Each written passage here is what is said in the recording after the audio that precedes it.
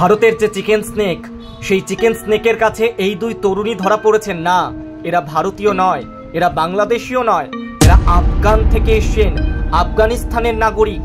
কিন্তু এই দুই তরুণী কোন উদ্দেশ্যে এদেশে এসেছেন, কি করছিলেন চিকেন স্নেকের কাছে, শিলিগুড়ি করিডোরের কাছে, সেই প্রশ্নটাই করছেন, তাই তো? দেখতে থাকুন এই দুই তরুণীকে। এই দুই তরুণীর চেহারা, বেশভূষা দেখে মনে হচ্ছে এই দুই তরুণী অত্যন্ত সাধারণ, তাই তো?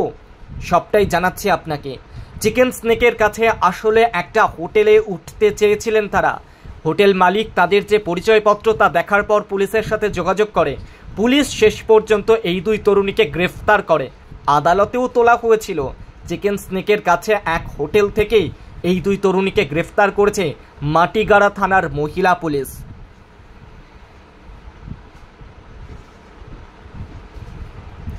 আসলে শিলিগুড়ি মেট্রোপলিটন পুলিশের মাটিগাড়া থানা এলাকার একটি হোটেল থেকে ওই দুই আফগান তরুণীকে গ্রেফতার করেছে শিলিগুড়ি পুলিশ কমিশনারেটের মাটিগাড়া থানার পুলিশ।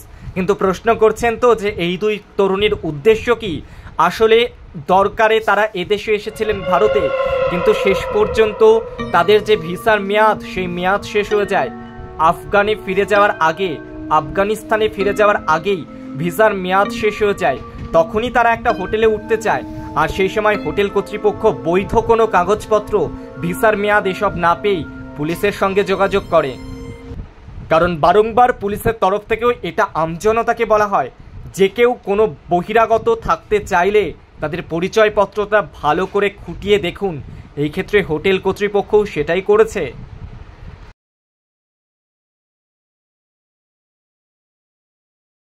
যদি আপনারা বলেন জয় শ্রী রাম,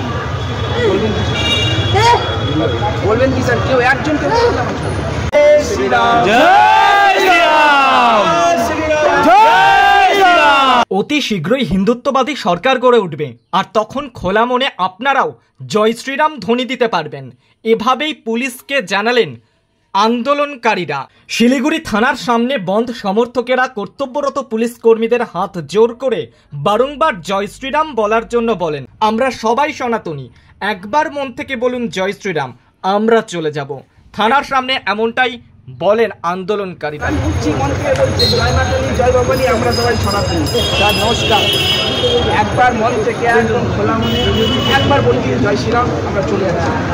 আমরা নিস্তার করতে জেল থেকে আমাদের কার্যক্রম শেষ। আপনারা সহযোগিতা করছেন, তার জন্য অনেক অনেক ধন্যবাদ। একবার যদি আপনারা বলেন জয় শ্রী রাম,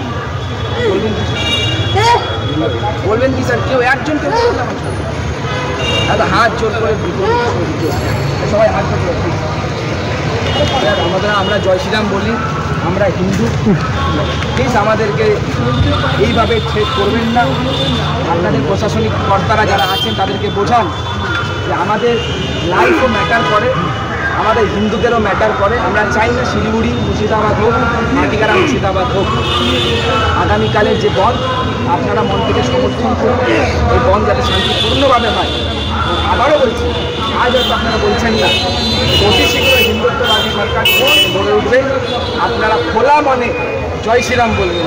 তাই আজ শেষ করার আগে আরও একবার আপনাদেরকে জয় শ্রীরাম, জয় শ্রীরাম, জয় শ্রীরাম, ভারত মাতা কি জয়। আমরা এখানে সমাপ্ত করছি। কালকে বন্ধ আছে, আমরা শান্তিপূর্ণভাবে আপনাদেরকে হাতে চুরি পড়িয়ে দেবো, আপনাদেরকে হাতে চুরি পড়িয়ে দেবো।